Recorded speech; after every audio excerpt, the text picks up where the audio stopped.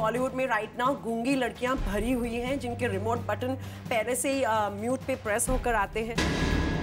Whether it's Nargis Fakhri, whether it's Giselle, whether it's Barbara Mori, Katrina भी अब तक गूंगी थी, अब तो बोलने लगी हैं। एंड अब ये नई एंट्री आ गई है, तो हमारे पास ऑलरेडी बॉलीवुड में बहुत सारी गूंगियां हैं, तो I don't think we are looking for more गूंगी एंड मोर नंगी girls.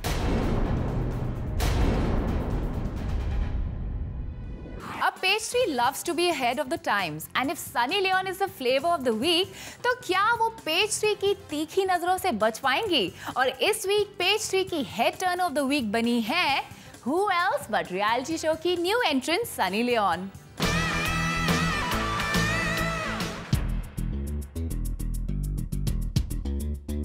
From an adult artist यानी कि X-rated films करने वाली actress to a TV show in India, this lady has come a long way. अब देखना ये है कि क्या इंडिया और खास करके बॉलीवुड करेगा सनी AKA कैरन मल्होत्रा के पास्ट को स्वीकार? क्या है बॉलीवुड पॉर्न आर्टिस्ट को यूज करने के लिए तैयार, या फिर this reality show will just be a flash in the pan for Sunny जिनकी लाइफ काफी कलरफुल रही है? इनकी स्कूल फ्रेंड जो थी एक न्यू डांसर ने किया सनी को अडल्ट फिल्म्स के मेकर से introduce. Well, Sunny may be very proud of her assets, but we are not sure कि उन्हें बॉलीवुड सक्सेस मिलेगा या नहीं। तो क्या एक पॉर्न स्टार को मिलनी चाहिए नेशनल टीवी पर इतनी attention? Will Sunny Leon succeed in Bollywood? Only हमारी pastry pioneer and B town insider Simi Chandok हो सकती है ऑनेस्ट एंड हाजिर जवाब। Hi Simi, welcome to the show. Thanks Shanal. Okay, Simi, what do you think of Sunny Leon getting an entry into this reality show? And आपको लगता है कि इसके बाद वो बॉलीवुड में एंट्री करने वाली है? I think ये शो के ऊपर एक्सेस बढ़ी जा रहे हैं because first we started with like kind of soft porn star that is Pamela Anderson.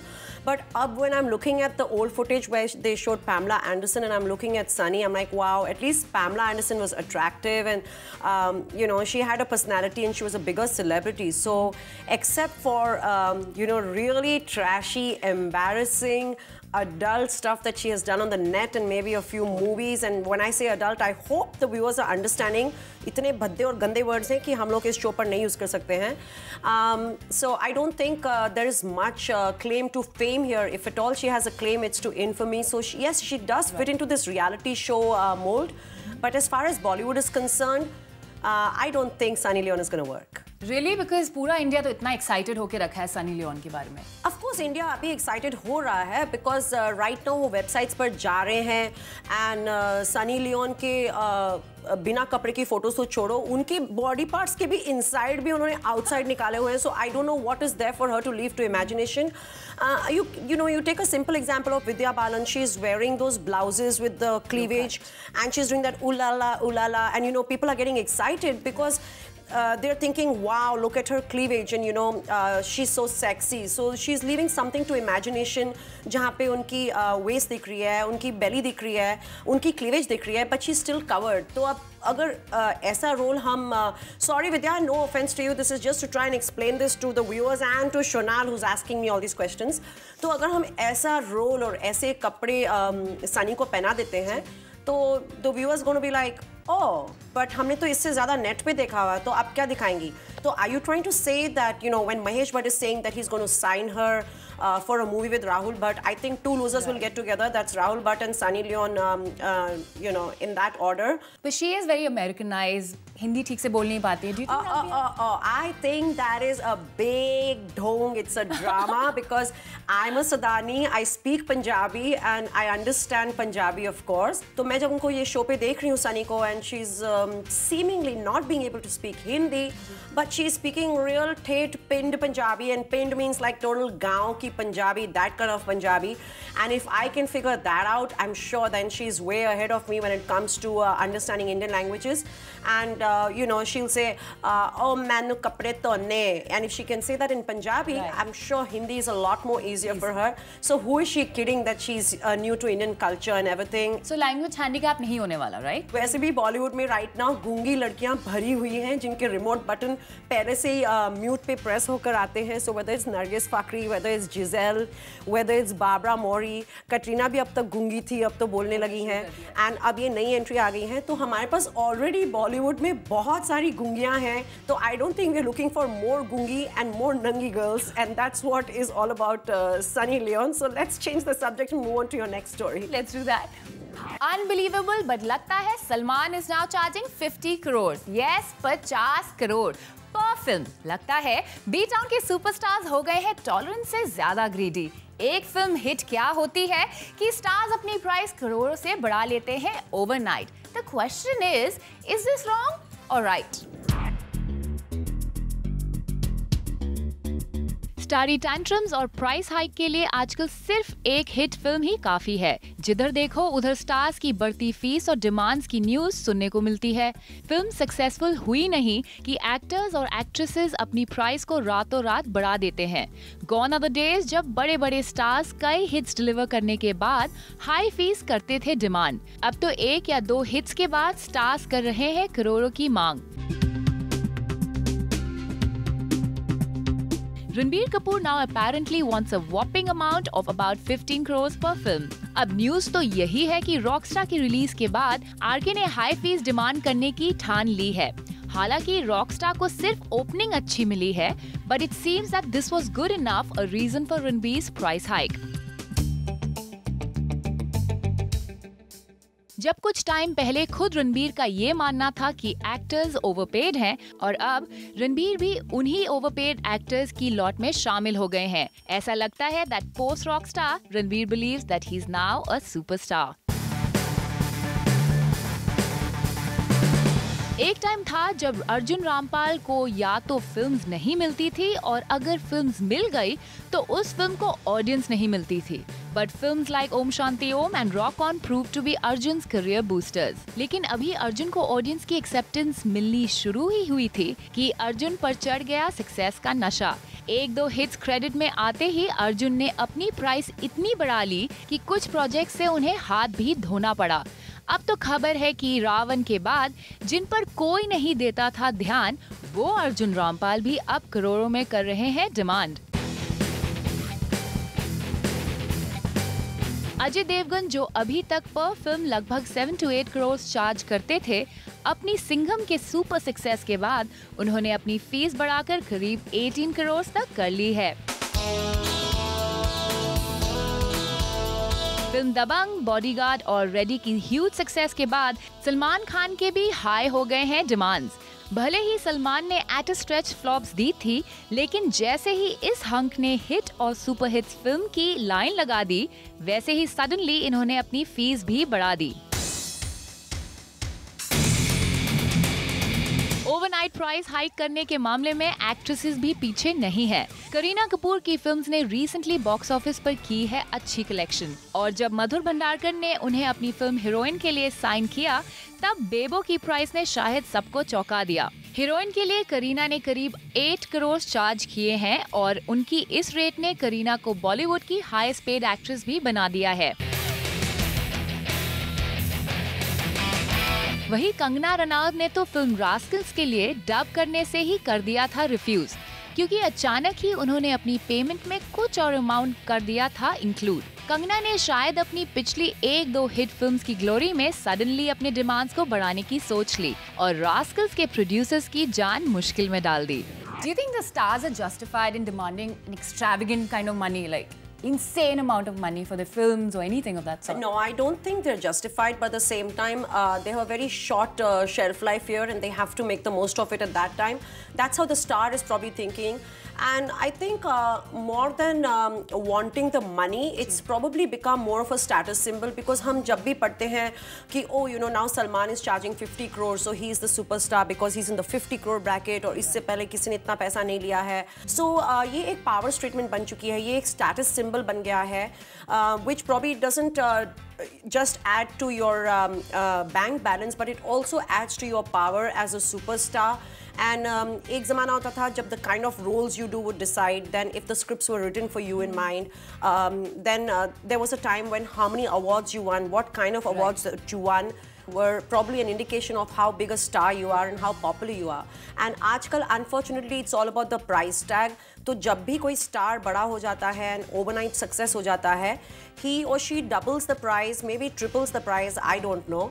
It's because they want to send out the message that I'm a big star and everybody's going to line up. I think it's the whole game plan of these superstars trying to become part of the big league. Okay. And दूसरी बात ये है कि आजकल सब stars को producers बनने का और अपनी मूवीज़ खुद प्रोड्यूस करने का चस्का लग गया है एंड जब तक वो दूसरे प्रोड्यूसर से 50-60 करोड़ नहीं ऐंठेंगे तो तब तक वो अपनी मूवीज़ कहाँ से बनाएंगे, क्योंकि खुद का पैसा तो लगाने वाले नहीं हैं. सो दिस इज़ लाइक ठीक है मैं 10 करोड़ का हूँ लेकिन मैंने 50 करोड़ ले लिया, तो अगर मैं 20 करोड़ किसी मूवी में लूज़ कर भी लेता हूँ तो इट्स नो बिग डील. फिर से एक पिक्चर साइन कर लूँगा, फिर से 20 करोड़ ले लूँगा, 50 करोड़ ले लूँगा. So I think it's also the greed of becoming a producer, turning into a businessman. That's probably messing up this money equation with the superstars. Wow, that sounds like a lot of greed and lust for money. Yes, the whole attitude is I'm a star right now. I don't know how long I'm going to be here. तो मैं जितना निचोड़ सकता हूँ निचोड़ लो industry को, करोड़ों में निचोड़ो, and that's the whole logic. I think that's the new motto of Bollywood, करोड़ों में निचोड़ो. And Shonal, to be fair to these stars, when they are not doing well, the industry is not kind to them. And there's going to be no sympathy for them. So, एक flop and they come down, and that's about it. It's the end of a career. So, they have that insecurity. They have to make the most of it in a very short while. क्या ऐश्वर्या राय की privacy को कर रहा है media abuse, या फिर Amitabh and Abhishek Bachchan ही खुद रख रहे हैं ये cute नन्ही मुन्नी बेबी को in the news? Who is to blame for the invasion of the Bachchan privacy?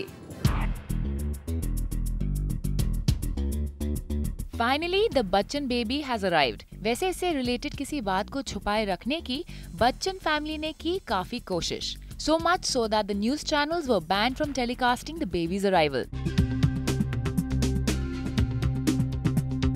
Big B की फैमिली ने तो यही शो किया कि उन्हें ऐश की मदरहुड के मामले में चाहिए कंप्लीट प्रिवेसी, लेकिन कई ओकेजन्स पर वो खुद ही नहीं मेंटेन कर पाए सीक्रेसी. ऐश्वर्या राय बच्चन की प्रेगनेंसी को लेकर होती रही काफी स्पेक्यूलेशंस, लेकिन हर सवाल को बच्चन करते रहे इग्नोर. कुछ टाइम तक इस बात को छुपाने के बाद खुद अमिताभ बच्चन ने मचा दिया शोर. One fine morning, Big B announced on a social networking site that Aishwarya is pregnant. However, 5 months pregnant Ash को Mr. बच्चन ने 3 months pregnant बताया था. He surely first tried to hide the news. इस अनाउंसमेंट के बाद अमिताभ, अभिषेक, जया या ऐश्वर्या ने यही कोशिश दिखाई कि वो इस पर्सनल इशू को मीडिया हाइप नहीं देना चाहते हैं, पर उनके एक्शंस तो कुछ और ही बताते हैं.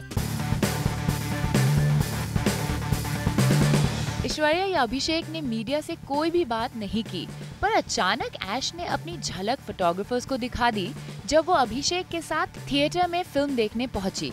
एक तरफ मीडिया और शटरबग से दूर रहने की कोशिश हो रही थी, तो दूसरी तरफ खुद बच्चन मीडिया के सामने आ रहे थे. कभी संजय दत्त की ऑर्गेनाइज माता की चौकी में, तो कभी दुर्गा पूजा के पंडाल्स में. Well, did the skeptical Bachchans expect no media at such venues? Or perhaps they were okay with pregnant Aishwarya coming in public view? वैसे तो अभी ऐश या अमिताभ और जया ने कुछ खास डिस्कस नहीं किया, लेकिन फिर भी न्यूज आई कि ऐश को ट्विंस होंगे और उनकी डिलीवरी डेट 11/11/11 है. अब इतनी साइलेंस मेंटेन करने के बाद भी ना जाने ऐसी खबरें कहां और कैसे निकल आती हैं. डिलीवरी डेट करीब आने पर इलेक्ट्रॉनिक मीडिया को रिस्ट्रेन कर दिया गया from covering Aishwarya's delivery. Amitabh Bachchan ने सोशल नेटवर्किंग साइट पर इस मीडिया बैन को अप्रिशिएट किया और मीडिया को थैंक्स दिया. जबकि ऐश्वर्या की गोद भराई सेरेमनी में फोटोग्राफर्स ने हैप्पीली पिक्चर्स क्लिक की और शायद सीनियर बच्चन ने कोई ऐतराज नहीं दिखाया. जब ऐश अपने मॉम डैड के साथ टेंपल विजिट करने गई तो उनकी वो पिक्चर्स भी छप गई. लॉन्ग टाइम तक अपनी बेबी बम को छुपाने वाली 9 months प्रेग्नेंट ऐश फाइनली आ पहुंची रेड कार्पेट पर. ऐश्वर्या और अभिषेक बच्चन अपीयर हुए डिजाइनर डुओ अबू जानी और संदीप खोसला की पार्टी में, and this time there was no shying away from the cameras.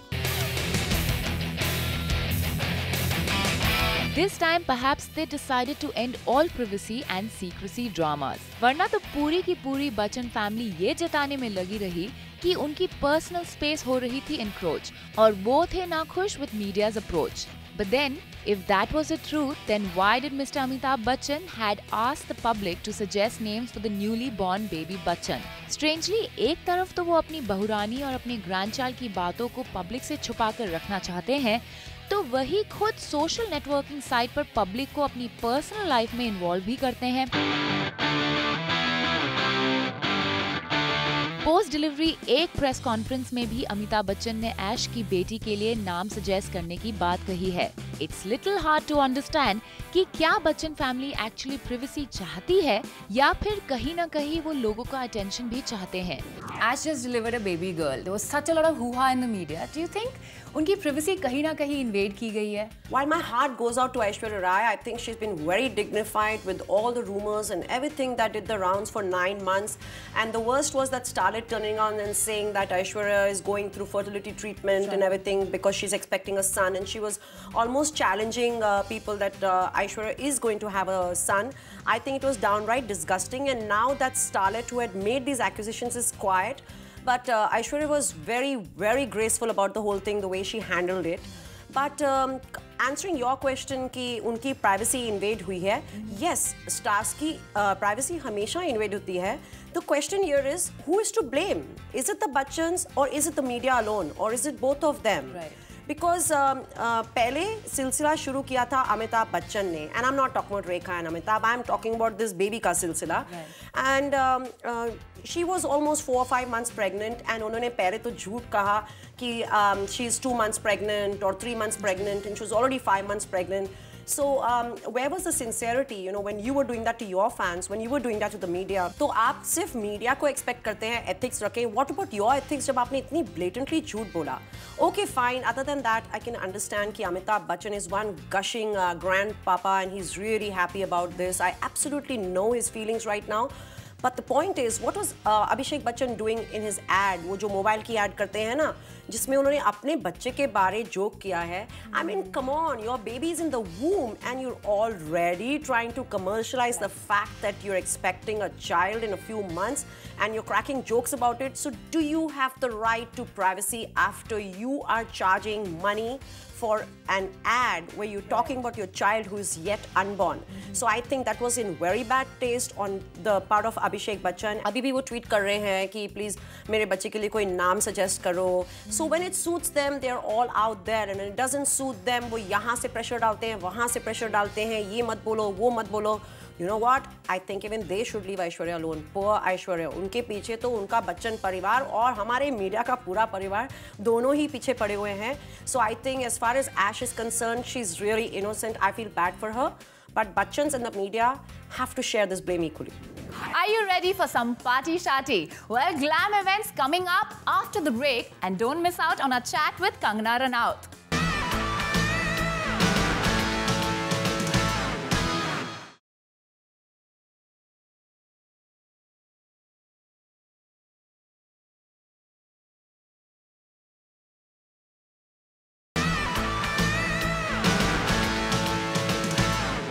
So Simi, now tell us about the party mood. Well, I think there's just enough time where I cannot talk and the viewers can watch, so let's just take them straight to the screen. Let's do that. And now time to see where Simi Chandok partied for page 3 this week.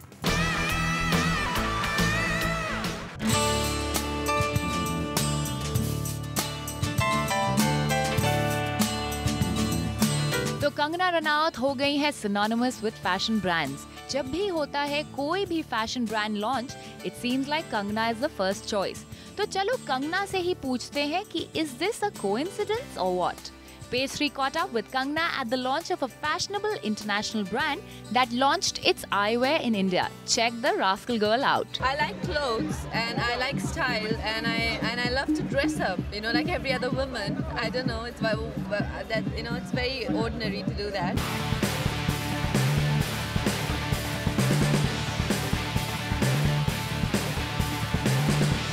Seem like telestars like to party too. Birthday boy Vicky Narwani celebrated his birthday and boy did the girls take to the dance floor. आप खुद ही देख ले.